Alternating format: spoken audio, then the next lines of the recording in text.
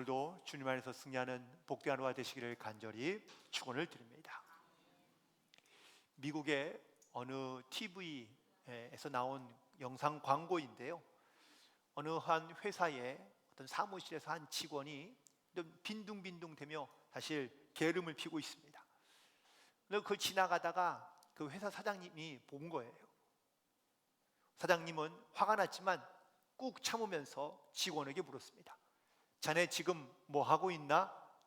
그러자 이 직원이 하는 말이 네, 잠깐 쉬고 있었습니다. 거짓말인 줄 알았지만 사장은요, 다시 또 물었습니다. 자네 혹시 내가 보내라고 한 물건은 보냈나? 라고 묻자 네 라고 대답했는데 이게 뭔가 조금 확신이 없는 대답인 거예요. 사장이 다시 묻습니다. 자네 그 물건 꼭 제 날짜에 도착하는 건 알고 있지? 그러자 그 직원이 깜짝 놀라며 며칠 좀 늦을 것 같은데요? 라고 대답하는 겁니다. 그러자 이 사장님이 얼굴이 막 울그락불그락하며 화를 내며 말합니다. 아니 내가 그렇게 자네한테 말하지 않았다. 꼭 정확한 날짜에 보내야 되니까 페덱스라는 회사를 통해서 보내라고. 그러자 이 직원이요, 막 어쩔 줄을 몰라 하는 겁니다. 죄송합니다, 그냥 일반 우편으로 보냈습니다 라고 말하자 드디어 이 사장이 막 폭발할 것 같습니다. 그러다가 갑자기 이 사장님이 안타까운 얼굴로 이 직원을 보며 이렇게 말합니다. 내가 왜 자네를 아직도 데리고 있는 줄 아나? 라고 물었더니 이 직원이 이렇게 대답합니다. 사장님이 제 아버지니까요. 이 광고를 보면서 참 어떤 이런 말을 전개하고 상황을 전개해가는 그런 모습에 또 웃음도 나기도 했지만 무엇보다 감동시키는 포인트가 있더라고요. 회사 일에 아무도 도움이 되지 않는 이 직원, 하지만 아들이라 어쩔 수 없이 계속해서 데리고 있을 수밖에 없는 이 사장님, 그러면서 이 모습을 보면서 하나님과 나와의 관계도 어떤가라는 것을 한번 돌이켜보면서 오버랩이 되더라고요. 하나님께서 저에게도 이렇게 물으시면 어떻게 할까요? 내가 왜 너를 끝까지 사랑하는 줄 아니? 라고 물으면 여러분 뭐라고 대답하시겠습니까? 하나님이 내 아버지시니까요. 우리는 사실 이 사실 하나만 믿고 우리는 어쩌면 이 땅 가운데 그렇게 좀 담대하게 살아가기도 하지만 좀 뻔뻔하게 살아갈 수도 있는 것 같습니다. 성경에 보면 아주 좀 다양한 상징적인 의미를 우리 가운데 말씀해주고 있는 부분들이 많이 있는데, 사실 오늘 본문에 있는 말씀도 비유이고 상징이기 때문에 우리 가운데 주는 분명한 메시지가 있습니다. 특별히 성경에는요, 이 동서남북에 있는 방향이 매우 중요한데, 먼저 첫 번째 동쪽을 생각해 본다면 이 동쪽을 히브리어로는 케뎀이라고 말하는데, 케뎀이란 말의 뜻은 앞에 있다라는 뜻입니다. 다시 말하면 옛날 고대인들은 해가 뜨는 이 동쪽의 방향을 자기의 앞쪽에 두고 살아갔다는 이야기예요. 그래서 이 동쪽을 어떤 삶의 기준점으로 두고, 그리고 앞을 보고 나아가는 방향의 기준점으로 살았다라는 말입니다. 그래서 쉽게 말하면 이 동쪽이긴 하지만 이 동쪽을 위의 방향으로 삼아서 살았다는 이야기죠. 현대인들은 위가 어디죠? 어느 방향이죠? 우리는 지금 북쪽을 위쪽으로 생각하고 있고, 북쪽을 바라보며 우리가 동서남북을 결정했다면 과거 고대인들은 해가 뜨는 이 동쪽을 앞으로 보고 그리고 동서남북을 결정했다라는 겁니다. 특별히 이 동쪽은 해가 뜨는 곳인데요, 해는 빛과 연결되어 있습니다. 이 빛은 성경에서 하나님의 말씀 혹은 진리와 생명 등을 상징하기도 합니다. 또한 고대인들에게 이 동쪽은 지혜의 장소이기도 합니다. 즉 지혜 있는 자가 동방에서 온다는 말, 그리고 동방에 있는 사람들은 곧 지혜 있는 사람들이라는 의미를 갖기도 했고요. 동쪽의 또 다른 의미는 시작과 출발을 의미하기도 합니다. 그래서 동쪽은 단순히 방향만을 의미하는 것이 아니라 어떤 이런 신적인 의미도 함께 가지고 있어서, 그래서 고대인들에게 이 동쪽은 매우 중요한 방향이었다라는 사실인 것이죠. 성경에서도 그래서 이 동쪽이라는 말을 사용할 때는 이런 의미를 주로 많이 사용했는데, 쉽게 몇 가지 예를 들면 타락한 아담과 하와가 에덴의 어느 방향으로 갔을까요? 동쪽을 향해 나아갑니다. 또 노아의 후손들이 땅을 찾아갈 때에 동쪽 방향으로 옮겨가다가 어느 한 평야를 만나서 거기에서 바벨탑을 세우게 됩니다. 성전의 입구도 동쪽을 향해 있다라고 말씀해 주고 있는 것처럼, 이처럼 동쪽은 히브리인들에게 혹은 유대인들에게는 매우 중요한 방향이었다라고 말할 수 있습니다. 자, 그렇다면 서쪽은요? 동쪽을 앞으로 봤을 때 서쪽은 뒤가 됩니다. 그래서 이 서쪽을 히브리어로 얌이라고 얘기하는데, 그런데 이게 이제 뒤쪽이라는 의미도 있지만 이 히브리어의 말에는 바다라고 이렇게 번역되기도 합니다. 즉 고대 사람들이, 또 히브리 사람들이 이 서쪽 혹은 뒤쪽을 생각하면 바다를 주로 많이 생각하고 상상했다라는 것이죠. 그래서 이 바다와 서쪽을 동일시하는 그러한 성경의 의미들이 종종 등장합니다. 그래서 이 서쪽을 뒤로 보았을 때 동쪽에서 해가 떠서 서쪽으로 해가 지고요, 뒤쪽으로 해가 지기 때문에 이 서쪽, 즉 뒤를 종말로 보거나 아니면 또 죄나 혹은 또 부정한 의미로 많이 사용했던 것을 보게 됩니다. 성경에서 또한 이 뒤편을 악하다, 더럽다, 혹은 잊혀지다, 부정한 의미를 갖고 있는 의미로 사용하면서 또한 이것을 지옥과 혹은 음부로 연결돼서 사용하기도 하는 것을 보게 됩니다. 예레미야 32장 33절에 있는 말씀에 보면 그들이 등을 내게로 돌리고 얼굴을 내게로 향하지 아니하며 라고 이렇게 말씀하고 있는데, 하나님께서 이스라엘 백성들을 향해 주시는 말씀인데 이스라엘 백성들이 등을 돌렸다라는 이야기예요. 무슨 뜻입니까? 그건 바로 자기의 등을 보이거나 뒤쪽을 보인다는 것은 하나님을 내가 멀리하겠다, 하나님을 인정하지 않는다, 하나님의 존재를 거절한다라는 뜻이고, 그리고 이것은 결국 범죄와 연결되어 있다라는 겁니다. 자, 이렇게 동쪽을 바라보고 섰을 때에 바로 뒤쪽은 서쪽이 되는 거고요. 그러면은 이 동쪽을 바라봤을 때 오른편은 어느 방향이 될까요? 남쪽이 되고 왼편은 북쪽이 되는 겁니다.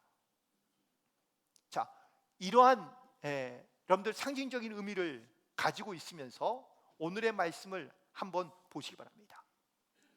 오늘 본 말씀 가운데 사실 예수님은 우리 가운데 나는 목자라라고 말씀하시며, 예수님께서 이 목자가 되어서 우리를 마치 양과 염소를 분리하는 것처럼 예수님께서 분리하시겠다라고 말씀하고 있습니다. 과거 예수님 시대에는요, 양과 염소를 함께 양육했습니다. 그러나 그들이 잠을 잘 때는, 우리에 드릴 때에는 양과 염소를 함께 드리지 아니하고 분리하게 되었는데, 분리한 이유는 바로 염소로부터 양을 보호하기 위해서였습니다. 결국 이 말씀의 뜻은 하나님께서 마지막 때에 하나님의 심판의 때에 하나님의 백성과 그리고 악한 죄인들을 하나님께서 구별하시겠다라고 말씀하시며, 오른편에 있는 사람들에게는, 하나님의 백성들에게는 영원한 기업을 주시지만 왼편에 있는 악한 사람들에게는 영원한 형벌을 주시겠다라고 말씀하고 있는데요. 그렇다면 오늘 이런 의인과 악인을 구별하는 그 기준은 과연 무엇일까? 그 첫 번째 기준은 바로 내가 아니라 주님이시다 라는 것을 오늘 분명하게 말씀하고 있다는 겁니다. 특별히 오늘 우리가 함께 읽지는 않았지만 이 말씀 34절 이후로 계속해서 보면 그 심판을 받을 때에 마치 선한 일을 향한 사람들은 하나님 앞에 칭찬을 받고, 또 선한 일을 행하지 않은 사람들은 하나님 앞에 또한 죄로 심판을 받는다라고 이렇게 오늘 말씀 가운데 이해하기 쉽습니다. 오늘 본문에 있는 말씀 속에 이하에 보면 내가 줄일 때 너희가 먹을 것을 주었고, 목마를 때 마시게 했고, 나그네 되었을 때 영접하였고, 헐벗었을 때 옷을 입혔고, 병들었을 때 돌아보았고, 옥에 갇혔을 때에 나를 찾아보았다라고 말씀하고 있습니다. 이렇게 어려운 사람들을 찾아가며 일단 그들을 돌보는 것은 우리가 살아가고 있는 이 시대에도 가장 좋은 선행 중에 하나라고 말할 수 있습니다. 그래서 많은 사람들이 이렇게 오해하거나 착각하기 쉽습니다. 선한 일을 많이 하고 착한 일을 많이 하면 천국에 가지 않느냐라고 이렇게 말입니다. 물론 그 말씀이 틀린 것은 아니라고 말할 수도 있지만 사실 잘못 오해하고 있는 말씀이기도 합니다. 내가 선하고 착한 일을 해야만 천국에 가느냐, 하나님 나라에 들어가느냐, 하나님의 심판의 기준이 되느냐, 오늘 본문에서는 예수님께서 그렇게 말씀하고 있지 않습니다. 왜냐? 오늘 말씀 가운데 주님께서 말씀하시기를 내가 줄일 때에 먹을 것을 주었고, 내가 목마를 때에 마시게 했고, 그래서 주님께서는 내가라는 것을 강조하시고 말씀하시면서 특별히 그 결론적인 말씀으로 내 형제 중에 지극히 작은 자에게 한 것이 곧 바로 내게 한 것이다 라고 말씀하고 있습니다. 이 말씀의 뜻은 내가 선을 행하고 혹은 내가 착한 일을 해서 그것이 나를 위한 것이고 혹은 그것이 내가 기쁘게 하는 것이라면 그런 주님과는 아무런 상관이 없다라는 겁니다. 이게 가장 큰 중요한 문제인 것이죠.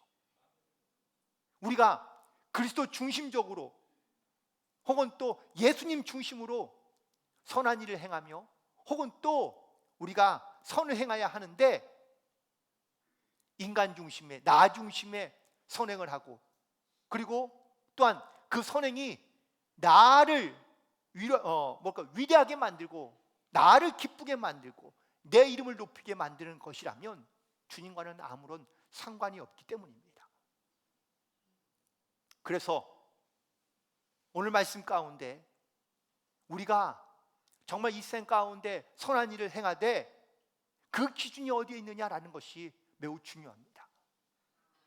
우리가 주를 위해서 주님 중심으로, 그리고 이것이 바로 그리스도를 위한 선한 행위였다면 하나님께서는 그것을 기쁘게 받으신다는 것이죠. 하지만 내가 아무리 많은 선을 행하고 좋은 일을 하였지만 그것이 자신을 위한 것이었다면 그것은 주님과는 아무런 상관이 없기 때문입니다. 오늘 말씀을 통해 다시 한번 내가 선을 행하며 혹은 좋은 일을 하되 그것이 내가 중심이 아닌 주님을 위한 혹은 주님을 중심적으로 주님께 영광을 돌리는 것으로 행하며 선한 일을 행할 때 그것이 바로 주님이 기뻐하시는 일이 될 수 있다는 것을 꼭 기억하고 주님 중심으로 또한 주님의 일을 행하며 살아갈 수 있는 그런 믿음의 결단이 있게 되기를 간절히 소망합니다. 또한 하나님께서는 선한 일을 행하되 그 선한 일에 말로만 선한 일을 행하는 것이 아니라 말이 아닌 능력 안에 있다는 것을 우리 가운데 증거하고 있습니다. 특별히 고린도전서 4장 20절에 있는 말씀에 이렇게 말씀하고 있습니다. 하나님의 나라는 말에 있지 아니하고 오직 능력에 있다라고 말씀하고 있는데, 여기서 말하는 능력은 과연 어떤 능력일까요? 우리가 생각하고 있는 내가 가진 것, 내가 할 수 있는 것을 내 것으로 가지고 있는 능력을 말하는 것이 아니라 주님께서 우리 가운데 주시는 능력입니다. 그건 바로 사랑의 능력, 온유의 능력, 인내의 능력, 헌신의 능력, 혹은 순교의 능력이라고 말할 수 있기 때문입니다. 결국 오늘 말씀 속에서 하나님께서 우리 가운데 보시는 것은요, 그 행위 그 자체를 우리 가운데 보시는 것이 아니라는 겁니다. 많은 사람들이 신앙생활을 하고 교회를 다닌다고 이야기합니다. 교회 잘 다니면, 혹은 또 내가 예배 잘 드리면, 그러면 내가 구원받지 않느냐라고 이렇게 말하는 분들이 많습니다. 여러분, 내가 교회를 다니거나 내가 예수를 안다고 구원받는 게 아닙니다. 신앙의 연수나 아니면 어떤 직분을 갖고 있다고 해서 우리가 구원받느냐, 그것과는 다른 문제입니다. 종교, 예식, 아니면 종교적인 감정, 종교적인 체험, 주님께서는 이걸 기준으로 삼겠다고 말씀하시는 것이 아닙니다. 무슨 말이냐? 내 안에 그리스도를 향한 사랑하는 마음, 내가 그리스도의 사랑으로 말미암아 내가 이 땅 가운데 살아가고 있다면 그 사랑을 행동으로 실천하는 그러한 믿음을 갖고 있느냐라는 것을 우리 가운데 말씀하고 있다라는 겁니다. 여기 나온 칭찬받은 사람들은 자기가 선한 일을 하며, 혹은 또 선행을 하고도 난 다음에 자기가 베푼 것을 기억하지 못하고 알지 못합니다. 이유가 뭡니까? 내가 받은 그 사랑과 혹은 그 은혜를 나도 그냥 고스란히 흘려보냈다라는 사실입니다. 내가 이만큼 했으니, 내가 이런 일을 했으니, 내가 이렇게 믿고 있으니, 내가 이런 일로 말미암아 주님 앞에 인정받는 것, 그것이 목적이 아니었다라는 것을 말씀하고 있는 겁니다. 그러니 사랑은 말에 있는 것이 아니라 하나님이 주신 능력 안에 있다는 것을 우리 가운데 말씀하고 있는 겁니다. 그리고 세 번째는 어느 때에 하느냐라는 겁니다. 오늘 본문에 있는 말씀을 자세히 보면 이런 말들이 많이 등장합니다. 어느 때, 즉 내가 줄일 때, 내가 목마를 때, 내가 어려울 때, 내가 나그네 되었을 때, 주로 이 때를 우리 가운데 묻고 계시는데, 이 질문에 많은 사람들이 똑같이 물어봅니다. 주님, 어느 때 그랬습니까? 언제 그러셨습니까? 주님께서 이 말씀의 대답으로 지극히 작은 자에게 한 것이 곧 내게 한 것이라는 대답으로 말씀해 주십니다. 이건 무슨 말이냐? 어느 특별한 정해진 때가 있다라는 것이 아니라는 겁니다.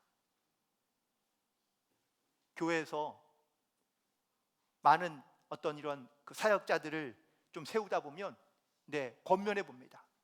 이번에 이렇게 좀 사역 좀 같이 하시죠. 그러면은 목사님, 제가 지금은 힘들고요, 내년에 할게요. 목사님, 제가 지금 사정이 별로 좋지 않아요. 제가 돈 벌으면 제가 좀 나중에 또 할게요. 목사님, 제가 지금은요 영 형편이 안 좋아요. 가정이 힘들어요. 그러니까 목사님, 제가 나중에 할게요. 그런데 죄송하지만 이런 분들 다음에도 잘 안 하시더라고요. 우리는 좋은 때를 찾습니다. 그런데 그때가 와도 사실 우리가 주님 앞에 헌신하며 결단하지 않는 경우가 많다는 겁니다. 때를 찾고 조건을 찾고 심지어는 대상을 구분하기도 합니다. 하지만 이런저런 조건과 대상과 때를 가리다 보니, 기다리다 보니 사실 그 때가 되어도 행하지 못하는 경우가 많이 있는 것을 보게 됩니다. 그런데 오늘 칭찬받은 사람들은 다 이런 조건들을 초월한 사람들입니다. 꼭 정해진 때에만 그 일을 한 것이 아니기 때문입니다. 눈에 보일 때마다, 느낄 때마다, 깨달아질 때마다 그들은 하나님의 사랑으로 그들을 대하고 또한 그들에게 선행을 행한 것이죠. 심지어 그것이 자기를 높이거나 자기를 드러내거나 자기를 자랑하기 위함이 아니라 주님을 높이고 또한 주님의 사랑을 그들이 증거했다라는 사실입니다. 결국 우리 안에 정말 이 주님에 대한 그런 사랑으로 내가 충만해 있느냐, 내가 그 사랑에 대한 보답으로 이 땅 가운데 어떻게 살아가고 있느냐라는 것이 이만큼 필요하고 중요하다라는 것을 말씀해 주고 있는 겁니다.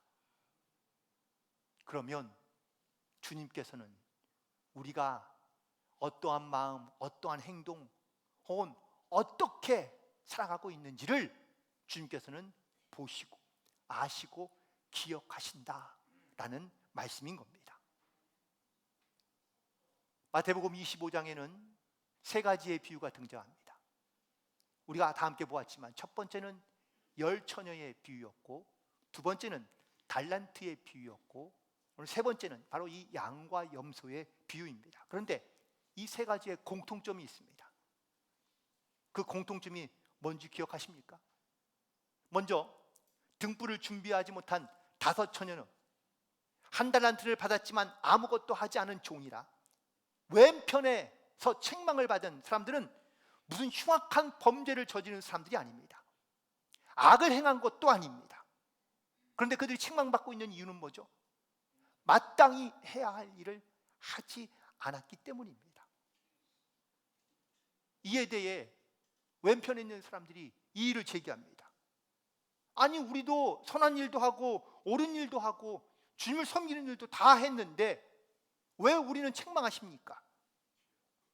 그런데 가만히 보니까 그렇게 선한 일도 하고 옳은 일도 하고 주님을 섬기는 일도 했지만 다 자기 때문에 하는 거예요.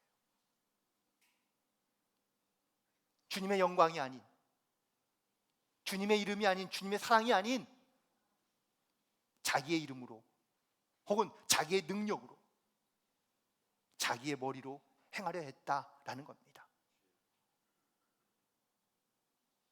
열 처녀 가운데 모두가 다 신랑이 언제 올지를 모르지만 다 똑같이 어느 때쯤인가는 알고 있었어요. 그런데 준비한 사람과 준비하지 않은 사람들이 차이가 나는 것이죠. 종들도 마찬가지입니다. 달란트를 물론 재능에 따라 받았지만 한 달란트 받은 종은 주인의 성품을 알면서도 행동하지 않는 겁니다. 오늘 이 양과 염소의 특별히 오른편과 왼편의 비유에서 하나님의 책망을 받은 이 왼편에 있는 사람들은 주님의 사랑도 알고 또한 그 사랑도 받았지만 그것을 행함으로 실천하지 않았기 때문에 책망받았다라는 사실입니다.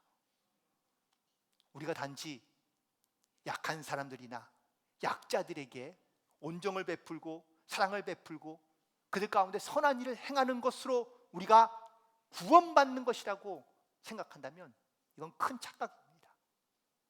여러분, 선한 일을 한다고 구원받는 게 아닙니다. 구원은 오직 예수를 믿음으로 구원받는 줄 믿습니다. 다만 선한 행위는 내가 받은 그 사랑을 깨달아서 그 사랑이 얼마나 귀하고 소중한 것인지를 알기에 나도 그 사랑을 그들에게 전할 뿐인 것이죠. 내가 드러날 이유가 없습니다. 나도 받은 사랑을 그냥 흘려보내기 때문입니다. 마태복음 10장 42절에 있는 말씀입니다. 누구든지 제자의 이름으로 이 작은 자 중에 하나에게 냉수 한 그릇이라도 주는 자는 내가 진실로 너에게 이르노니 그 사람은 결단코 상을 잃지 아니하리라 하시니라. 사랑하는 성도 여러분, 우리가 받은 사랑이 얼마나 큰지를 잘 압니다. 보세요. 내가 과연 이 주님의 사랑을 받을 만한 그런 합당한 사람이냐? 라는 것을 만약에 묻는다면 여러분 어떻게 고백하시겠습니까? 우리는 사랑받을 만한 자격이 없지만 주님께서 우리를 사랑하시고 우리를 구원해 주셨습니다. 이유도 조건도 없이요. 주님께서 우리에게 이 사랑을 베푸시고 난 다음에 너도 가서 이같이 하라 라고 말씀하십니다. 이탈리아에 가면 시에나라는 도시가 있는데 여기에는 성녀 카트리나는 이 성녀를 기념하는 성당들이 좀 있는데요. 어느 날 이 성녀 카트린에게 어느 한 수녀가 찾아와서 이렇게 물었다고 합니다. 성녀님, 하나님께서 나에게 베풀어 주신 사랑이, 은총이 너무나 큰데 제가 어떻게 갚으면 좋을까요? 제가 무엇으로 하나님의 사랑과 은혜를 내가 갚으면 좋을까요? 라고 이렇게 물어보았다는 겁니다. 그러자 성녀 카트린이 이렇게 대답했다고 합니다. 자매님, 고해성사를 많이 한다고 하나님이 기뻐하지 않습니다. 큰 교회를 지었다고 하나님이 기뻐하는 것이 아닙니다. 조용한 기도를 많이 했다고 하나님이 기뻐하시는 것이 아니라 당신만큼 사랑스럽지 못한 사람을 찾아서 그 사람에게 당신이 받은 하나님의 사랑을 전해주는 것이 하나님이 가장 기뻐하십니다 라고 말했다는 겁니다. 나처럼 여러분 사랑스럽지 못한 사람, 혹은 나처럼 사랑받지 못할 사람도 주님께서 사랑해 주시고 나를 구원해 주셔서 내가 그 사랑으로 말미암아 이 땅 가운데 살아가고 있다는 것을 깨닫게 된다면 우리는 과연 어떻게 살아갈 수 있을까? 살면 좋을까요? 그리스도의 삶이라는 것이 과연 무엇일까요? 우리가 단순히 주님께 인정받기 위해서만 우리가 선한 일을 행하고 옳은 일을 행하며 혹은 또 내가 하나님의 말씀을 지켜 행하는 것이 과연 옳은 삶입니까? 주님께 인정받는 것이 목적이 아니라 내게 주신 하나님의 사랑이 너무나 크니까 내가 그 사랑을 내가 받는 것으로만은 내가 견딜 수 없어서 그 받은 사랑을 다른 사람들에게 내가 흘려보내는 것이, 이것이 바로 주님께서 가장 기뻐하시는 그런 그리스도인의 삶의 모습이지 않을까라는 것을 오늘 다시 한번 말씀을 통하여 묵상하게 됩니다. 옆 사람 한번 보시기 바랍니다. 네, 무슨 말 하면 좋을까요? 네, 한번 이렇게 한번 고백해 보시죠. 주님의 이름으로 사랑합니다. 여러분, 그런데 사랑한다는 말만으로 과연 되는 건 아니겠죠. 그러면 다시 한번 이렇게 서로에게 얘기해 볼까요? 이유와 조건 없이 사랑하겠습니다. 한 번 더 할까요? 나를 사랑하신 그 사랑으로 사랑하겠습니다.